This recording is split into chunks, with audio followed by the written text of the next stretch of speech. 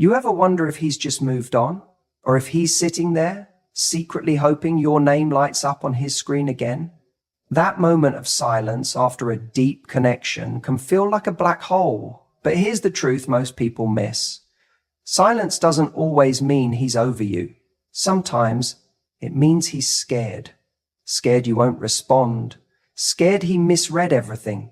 Scared to admit he still cares. So, what does he do? He watches your stories, likes a post, asks mutual friends how you've been, leaves the door just barely open with a vague, "talk soon." That's not closure. That's hesitation disguised as distance. Maybe he sent a random "hey" one night, then vanished again. It wasn't meaningless. It was emotional fishing. His way of testing the water without risking too much. He's stuck between pride and longing, unsure if it's safe to want you back. And while he waits, he tells himself, if you wanted to talk, you would have texted. But what if he's the one who still cares and just doesn't know how to say it? If you've ever felt the ache of silence, this might not be about him forgetting you. It might be about him hoping you don't forget him. You ever notice how some people never really say goodbye? They don't slam the door shut. They just kind of drift. Maybe he didn't respond to your last message the way you hoped. Maybe he ended the conversation with a casual "talk soon" or a vague "hope you're doing well." And now, here you are, wondering if that was his polite way of saying he's done, or if maybe, just maybe, he's secretly hoping you'll text him again. Let me tell you something that most people don't realize. Silence isn't always closure. In fact, for some guys, silence is strategy. Not necessarily a manipulative strategy, but a comfortable one. See, there are men out there who genuinely don't want to lose you, but they also don't want to do the hard emotional work of keeping you. So what do? They leave the door open just enough for you to walk back through it. That little "talk soon," that's not nothing. That's not just courtesy. That's him dropping a subtle line into the water to see if you'll tug it later. It's emotional ambiguity. It allows him to avoid the discomfort of expressing vulnerability while still giving himself the option to feel connected to you later on. He wants to feel like you haven't fully walked away, because deep down, he's hoping you won't. Here's the interesting part. Most guys don't even realize they're doing this. It's subconscious. They're conflicted. Maybe he's not ready for something real. Maybe he's scared of commitment. Maybe he liked you, but didn't quite know how to fit you into the life he's currently living. But even with all that, there's a part of him that still wants to feel that pull from you, still wants to know that if he reached out again, you'd be warm, receptive, maybe even excited. So instead of fully disappearing, he keeps that emotional window slightly cracked open. Not enough to let in a relationship, but enough to let in some air. Enough to let in hope. Now this is where most people get stuck. They think, well, if he's still hoping I'll reach out, shouldn't I? Can I be the bigger person? Maybe he's waiting for a sign. But that's the trap, because what he's hoping for isn't always what's healthy for you. He's hoping for comfort, for validation, for reassurance that he still matters to you, even if he's not offering you something real in return. And if you answer that hope, all you're doing is giving him emotional oxygen without asking him to step up and be clear. So if you're sitting there thinking, is he hoping I'll text him again? The answer might very well be yes. But the more important question is, should you? Because the guy who really wants to build something with you, he's not leaving cryptic clues. He's not sending breadcrumb messages and hoping you'll decode his feelings. He's showing up with clarity. He's choosing you, not occasionally checking your vibe. If someone genuinely values you, they don't risk losing you just to protect their ego. They don't let days and weeks go by in silence while quietly hoping you'll do the work of connection. Hope isn't love, hope isn't effort, and silence, no matter how artfully disguised, is still absence. So what do you do with someone who's left the door cracked open? You close it with grace. Not out of anger, not out of but out of love for yourself. Because if you're the one who always walks through that half-open door, you're teaching him that effort doesn't matter, that showing up halfway is enough. And you deserve someone who meets you at the door, arms open, no games, no ambiguity. He might secretly hope you'll text again, but what matters more is that you stop secretly hoping. You'll become someone he's not, showing up as right now. And when you let go of that hope, you make space for someone new, someone whose door is already wide open, waiting. You haven't heard from him. Days have passed, maybe even weeks. No texts, no calls. But suddenly, he's watching your Instagram stories. He's liking an old post, maybe even leaving a random comment on something that feels out of character, like your pet photo from 3 weeks ago. And you're sitting there, phone in hand, thinking, why now? What does this mean? This is what I call digital presence with emotional distance. It's subtle, calculated, and yes, it's often deliberate. Because sometimes when a guy disappears from your messages, but reappears in your notifications, it's not random, it's not coincidence, it's his way of staying visible without committing to a conversation. He may not have the courage or clarity to text you directly, but that doesn't mean you're not on his mind. When someone's genuinely done with you, they're not checking your stories, they're not refreshing your feed, they're not lingering in the background, trying to stay on your radar without fully stepping back into your world. But when a guy is still emotionally attached, even slightly, he might not be ready to send that, "Hey, how have you been?" text, but he is going to make sure you notice he's still around. Why? Because that little notification, he liked your post, he viewed your story. It's his version of tapping you on the shoulder without having to say a word. It's non-verbal communication in a digital age. He's signaling interest while preserving his ego. He wants to know if you're still open to him, if you'll reach out, if you're thinking about him too. Let's be honest here. It's safer. It's safer to like a photo than to risk a rejection. It's safer to watch your story than to send a vulnerable message. For many guys, especially those who are emotionally uncertain or still processing the last interaction, this kind of low-effort visibility becomes the perfect hiding spot. He's not ghosting, but he's not engaging either. He's not ready for a full comeback, but he's not gone. And you know what's most confusing? It works. It plays with your mind. You start thinking, is he trying to reconnect? Should I reach out? Did he make a mistake letting me go? You begin to fill in the blanks that he's too afraid to write himself. And that's where we lose our power. Because the truth is, when someone wants to talk to you, they talk to you. They don't dance around you. They don't hope you'll notice their shadow and go chasing after it. They show up with their voice, their intentions, and their honesty. But when a guy is secretly hoping you'll text him, he might take the passive route. He stays just close enough for you to notice, but far enough to avoid taking responsibility for what comes next. So here's what I want you to understand. Just because someone is watching doesn't mean they're ready. Just because someone is present online doesn't mean they're present for you. Visibility is not vulnerability, and affection without action is just noise. You have to ask yourself, do I want a man who waits for me to make the move every time?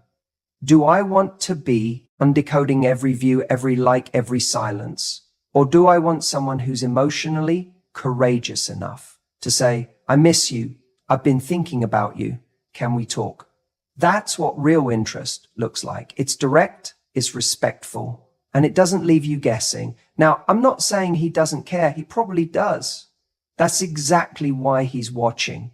But the way someone shows they care is through effort, not through digital breadcrumb. It's easy to like a photo. It's easy to watch a story, but showing up in your life, that takes something real. So the next time you notice him lurking online, but staying silent, don't jump to conclusions. Don't assume it's your job to reopen the door. Don't trade your self-worth for a few signs of passive attention. You deserve someone who walks through the front door, not someone who just lingers outside the window. And if he's secretly hoping you'll text again, let that hope stay with him until he's ready to earn your attention the right way. Let his silence say what his likes can't. You ever notice how sometimes a guy will completely vanish from your messages, but somehow, his name still finds its way into your conversations? You haven't spoken to him in weeks, maybe months. You've moved on, or at least you're trying to. But then a mutual friend casually says, oh, I ran into him the other day. He mentioned you. And it hits you like a quiet little wave you didn't see coming. That's not a coincidence. When a guy is secretly hoping you'll text him again, one of the most telling signs isn't what he sends to you, it's what he says about you to others. He's not texting you directly because that would make him vulnerable. It would mean putting himself on the line. But what he is doing is poking around the edges of your life through the people you both know. That's his safety net. Because if he says something to a mutual friend, there's a chance it gets back to you without him ever needing to take the risk of reaching out himself. That way, he still feels connected to you. He still feels present in your world. He gets to plant that seed, I was thinking about her, without watering it directly. And if it does reach you, it keeps him in your thoughts too. That's what he's really doing, keeping the thread alive without actually holding it. Sometimes it's subtle. He asks a friend how you're doing. He brings you up in a story. That reminds me of this one time she and I went there. He might not even say it like he's checking in, but trust me, he is. He's hoping your name being said out loud will somehow echo back to you. And here's the thing. This isn't always manipulation. It's not necessarily a game. In fact, in many cases, it's coming from confusion or fear. He might be wrestling with what to say, how to say it, or whether it's even worth reopening the line between you. He might not know if you're still interested, or if reaching out will just lead to silence or rejection. So instead, he tries to send a signal through other people, hoping you'll decode it and do the hard part for him. But that's where you need to be careful. Just because he mentions your name doesn't mean he's ready to show up. You don't chase breadcrumbs hoping they lead to a full meal. If someone wants you back in their life, they know where to find you. You're not hard to reach. You're a text away. You don't need someone who almost calls, who kind of wonders, who sends messages through secondhand channels. That's not a declaration, it's hesitation, and I get it. When someone from your past starts circling again, even in this indirect way, it stirs something in you. It reawakens questions. You wonder, why is he bringing me up? Does he miss me? Is there still something there? But here's the truth. Missing someone is easy. Acting on it is what matters. Wanting you in theory means nothing if he can't pick up his phone and say it to you directly. So the real question isn't, does he secretly hope you'll text again? The question is, what does that hope really mean if he's not doing anything with it? He might be nostalgic. He might be lonely. He might be sitting there at night scrolling through your old texts, wondering how it all slipped through his fingers. But unless that hope turns into courage, unless it becomes a real step toward you, it's not your responsibility to chase it down. It's not your job to revive something just because someone almost reached for it. You deserve someone who doesn't need a middleman to express how they feel. Someone who doesn't whisper your name in someone else's ear and hope it finds its way to you.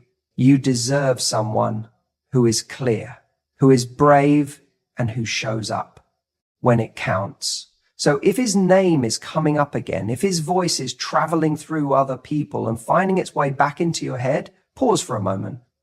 Ask yourself, is this just an echo or is it a real message? Because unless he's the one saying it directly to you, it's not a conversation, it's just noise. And you don't need noise. You need clarity. You need action. You need someone who texts because they want to, not because they hope you'll make the first move. If he really wants you, he won't be speaking through others.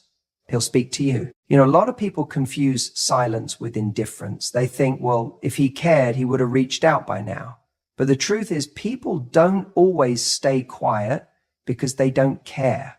More often than not, silence means confusion. It means he's sitting with a bunch of unresolved feelings, not knowing what to do with them. And that's the thing no one talks about. We assume that if someone isn't charging forward, they must be walking away. But that's not always the case. Let me ask you something. Have you ever had a conversation with someone that ended on a weird note?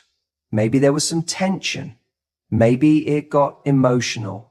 Or maybe something was left unsaid. And then radio silence. You're left wondering what it meant. Did he not care? Did it matter to him at all? But here's what you might not realize. He's wondering too. He might be sitting there thinking, did I mess that up? Should I say something? Is it too late to reach out? When something ends awkwardly or even emotionally and there's no follow-up, it often means that person is overwhelmed. He might be afraid of what opening the door again will lead to. He might be thinking, if I reach out, what if she's cold? What if she ignores me? What if I say the wrong thing again? That kind of fear doesn't come from indifference. That comes from someone who still has feelings and doesn't know how to navigate them. You see, people like resolution. We like knowing where we stand.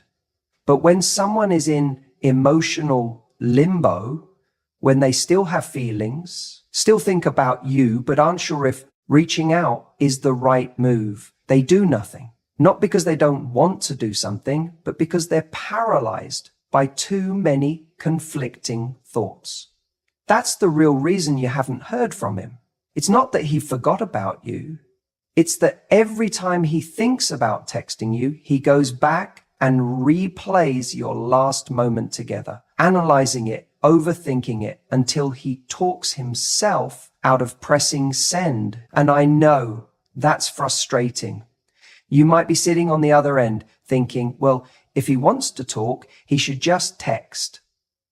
But we have to understand that people don't always operate with that kind of clarity or courage, especially when ego is involved, especially when emotion is involved. If your last interaction felt unresolved, if there were unspoken feelings or things that were left hanging in the air, he's probably not reaching out because he doesn't trust himself to fix it. He doesn't know how to pick it back up without risking getting hurt or hurting you again. Sometimes he's scared that if he sends that text, it'll open a floodgate of conversations he doesn't feel ready for. So instead, he tells himself, I'll wait. Maybe she'll text first. Maybe she's moved on. Maybe I should too. But deep down, he checks his phone.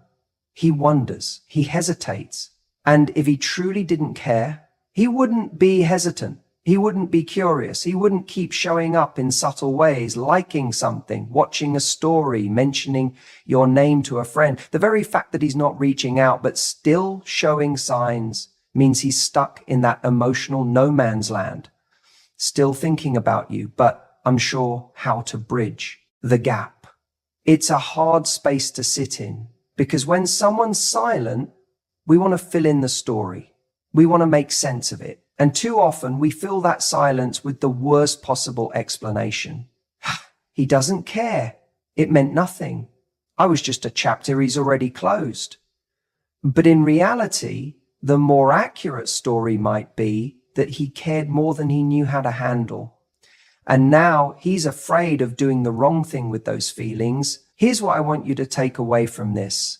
Silence isn't always rejection. Sometimes it's reflection. Sometimes it's fear. Sometimes it's a storm of emotion he hasn't figured out how to voice. That doesn't mean you should wait around for someone who's unsure about you, but it does mean you shouldn't always interpret quiet as callous. Because some people are silent, not because they've moved on, but because they haven't figured out how to come back. And maybe he is hoping you'll text again, not because he wants to lead you on, but because he wants permission to re-enter, because he's scared of what happens if he tries and you're no longer there. And maybe that's not your responsibility to solve. Maybe the ball is in his court. But don't confuse his silence with a lack of caring. In many cases, it's the exact opposite. Sometimes the loudest part of someone's feelings is what they're not saying. He texts you, then disappears again. Now let's just pause right there because that behavior alone can throw your entire emotional rhythm off. One moment you're getting that ping little message from him, maybe something casual like, hey, just saw this place and it reminded me of you, or remember this song? And you feel it, that surge, that mix of excitement, confusion, maybe even hope. But then, nothing. He vanishes again. No follow-up, no momentum, no clarity. It leaves you wondering, why would he reach out just to go silent again? And I want to tell you, that kind of message is rarely innocent. It's not just him being polite or thinking of you in passing. It's what I call emotional fishing. Think about it like this. He's casting a line. That text, that little breadcrumb, is his way of dropping emotional bait into your world. He's wondering if you'll respond, if you'll bite, if you're still on the hook. And once he gets the confirmation that you're still there, still open, still thinking about him, he doesn't feel the need to reel anything in because he got what he came for, reassurance. That moment of attention, that brief reply from you, it tells him she's still available to me. And maybe he doesn't even do this consciously. This isn't always a guy rubbing his hands together saying, let me manipulate her today. A lot of the time, he genuinely misses something about the connection. He feels lonely or bored, or maybe he's just unsure about what he really wants. So what does he do? He sends out a low effort, low risk message and waits to see how you react. And let's be honest, we've all been there, where someone who hasn't shown up for us in the way we deserve still has the power to light us up with a single message. Weakness. That's emotional attachment. That's the imprint someone leaves on us when the connection felt real. But here's the hard truth. If someone reaches out to you and disappears again, they're not trying to build something. They're trying to feel something. There's a huge difference. One comes from intention, the other comes from impulse. A man who is serious about reconnecting won't stop at one text. He won't go quiet after throwing a memory your way. He'll stay present. He'll follow through. He'll want to know what's going on in your life, and he'll show it not just in what he says, but in what he does after he says it. So when a guy pops up like this, just long enough to stir your heart and then slips back into silence, you need to ask to yourself, what does this communication cost me? Because it always costs you something. It costs you peace. It costs you clarity. It costs you the emotional bandwidth. You could be investing in something real, something growing. And here's the deeper danger. Every time you respond to a man who disappears after texting, you teach yourself that hope is more important than evidence, that the potential of a connection matters more than the pattern you're actually seeing, that your feelings for him deserve more loyalty than his behavior has earned. That is how people get stuck. Now, I know what you might be thinking, but what if he's just scared? What if he's figuring things out? What if he does care and just doesn't know how to say it? And look, all of those things might be true, but here's what you need to remember. Someone's internal confusion is not your responsibility. You don't owe your emotional energy to someone who doesn't know what to do with it.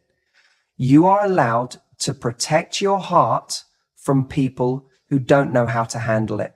And if he really is scared or conflicted or going through something, the kind of man who is worth your time will come back with clarity, not breadcrumbs. He'll come back with ownership, not emotional fishing lines. So next time he texts you out of the blue, pause, breathe, look at the pattern, not the moment. Look at what he does consistently, not what he says when he's feeling nostalgic or lonely. Ask yourself, is this the start of something real or just another dip into the comfort of what once was? Because your time, your love, your energy, they are not for part-time participants. They are for people who show up, stay present, and mean it. And anything less than that doesn't deserve a reply.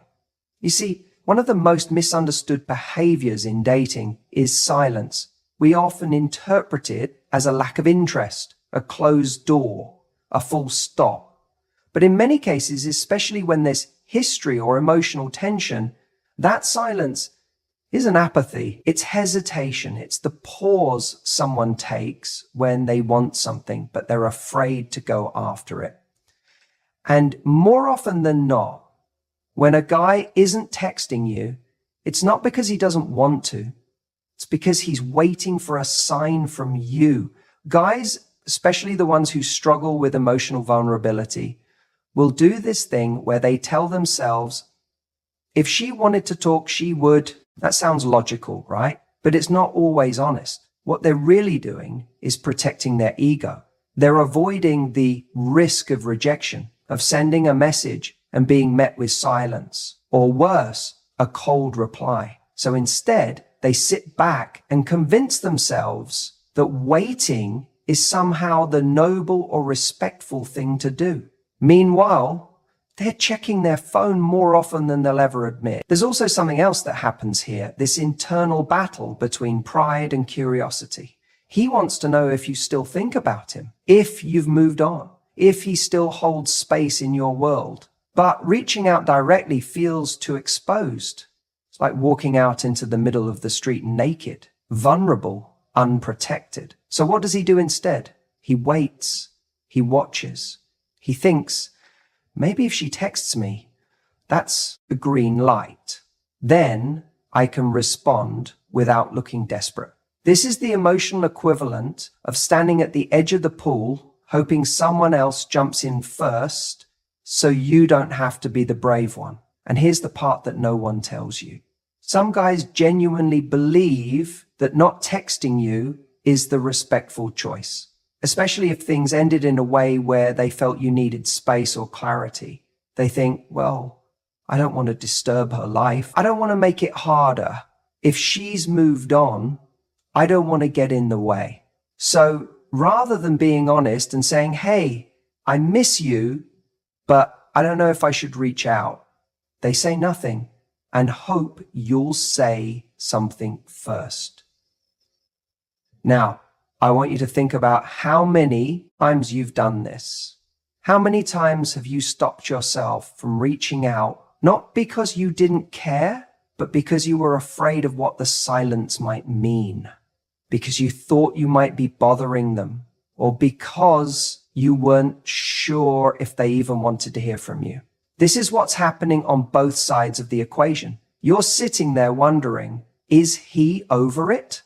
And he's sitting there thinking, does she even want to hear from me? You're both holding your breath, waiting for someone else to blink first. So yes, sometimes the silence isn't indifference. It's fear dressed up as patience. It's someone hoping they're still on your mind, but terrified to find out they're not. And that fear can be paralyzing, because to reach out is to risk. It's to admit you still care. It's to make peace with the possibility that someone has moved on while you haven't. Now, am I saying you should always be the one to break the silence? No. You have to read the context. You have to ask yourself what reaching out costs you. Is this someone who values you, who shows up for you, who would genuinely respond with care and honesty? Or is this someone who takes without giving, who only shows up when it's convenient? But what I am saying is, don't fall into the trap of thinking silence is always an answer. Don't assume that because he hasn't texted, he doesn't care. In many cases, he does. He's just waiting for that little sign that says it's safe, that he won't be ignored, that he won't be punished for caring. And that puts you in a place of power, not power to manipulate, but power to understand, to see past the games, the silence, the digital chess match we all play. Sometimes the most powerful thing you can do is simply recognize when someone else is afraid and decide if you're willing to meet them halfway. Because in the end, the people who care the most aren't always the ones texting first. They're often the ones who hope you will.